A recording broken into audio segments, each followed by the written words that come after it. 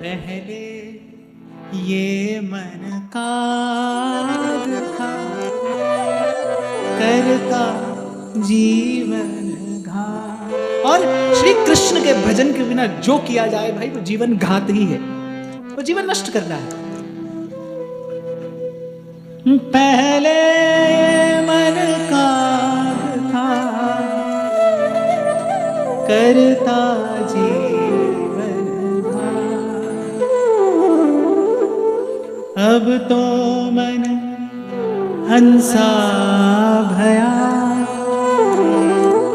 मोती चुर चुर हाथ।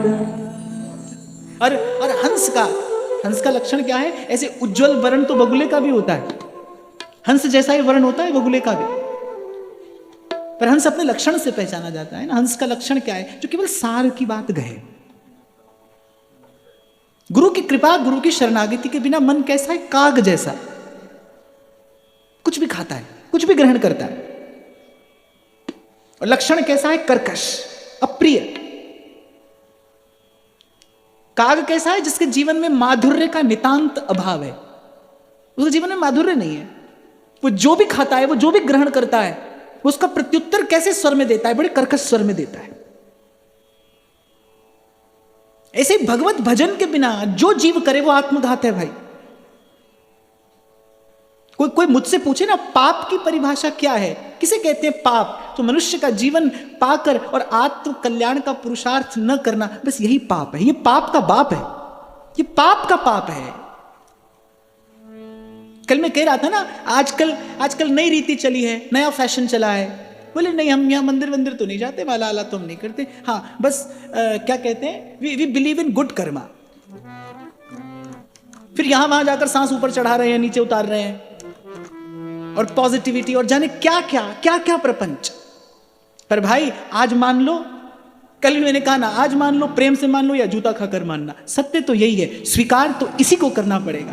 और भजे ते काज सरे, और बनता हो तो बनाइए जा, आपका बनता हो तो बनाइए, खूब बनाइए, पर बनेगा नहीं। मिटे न भव जंजाल, सब तज भजिए नंद कुमार। जैसे मेरे महाप्रभु जी कह रहे हैं ना, यह जिए जान। जब वो कहते हैं ना यह जिए जान, तो अर्थात मैं अधिकार से कह रहा हूं, ये मेरा अनुभव है। और अनुभव सबसे बड़ा गुरु होता है भाई, अनुभव सबसे बड़ा गुरु है। अनुभव के सामने पोथी किताब की सब बात झूठी हो जाती है।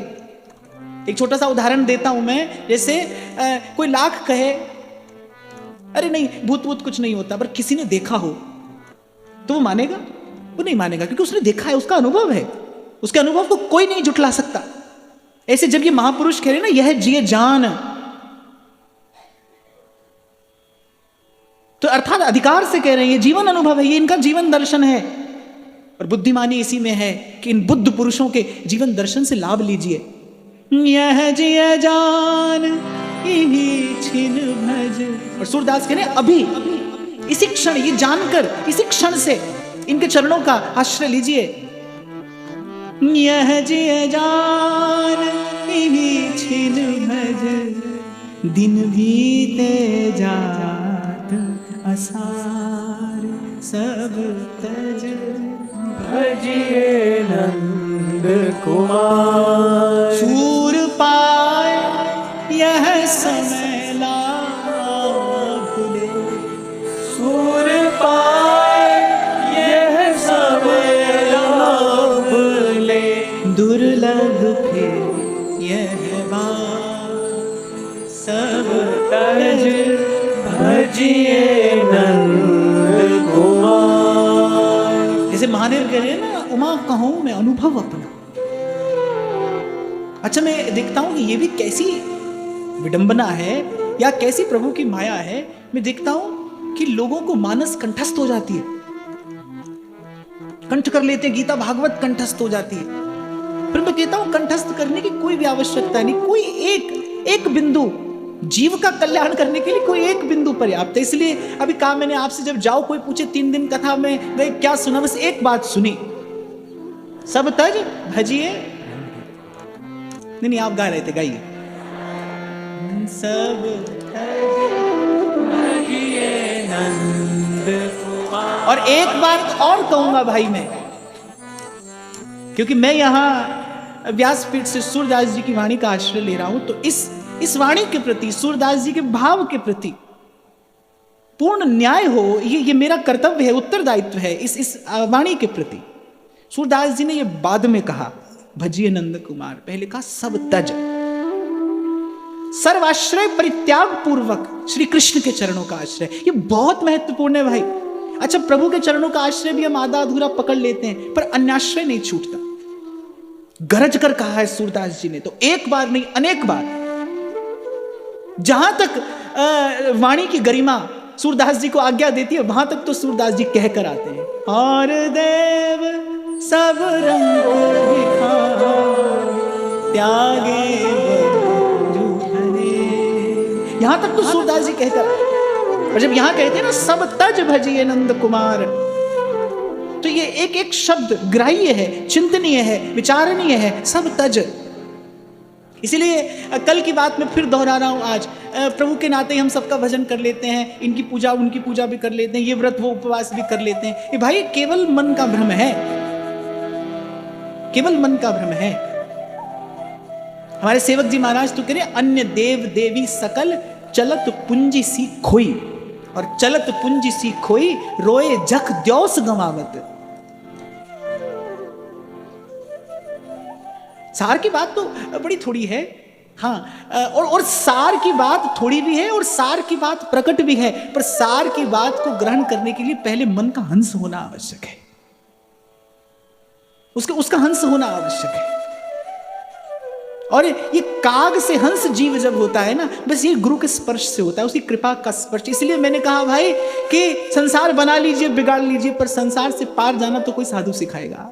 जब तब साधु तार से और सकल परपंच। मैं जब संतों की वाणी का दर्शन करता हूं तो पदे पदे अनुभव होता है कि संत ने तो हर बात में सार की बात कही है। संत ही कहते हैं ना, जो अंबुज के पात में पात, पात में पात, और त्यों संतन की बात में बात, बात में बात। अगर मन हंस हो और उसे सार ग्रहण करना आ जाए तो फिर बहुत अधिक कहने सुनने की आवश्यकता नहीं है, थोड़ी सी बात से कार्य सध जाएगा। तो यहां का सब तज भजिए, किस लिए कहा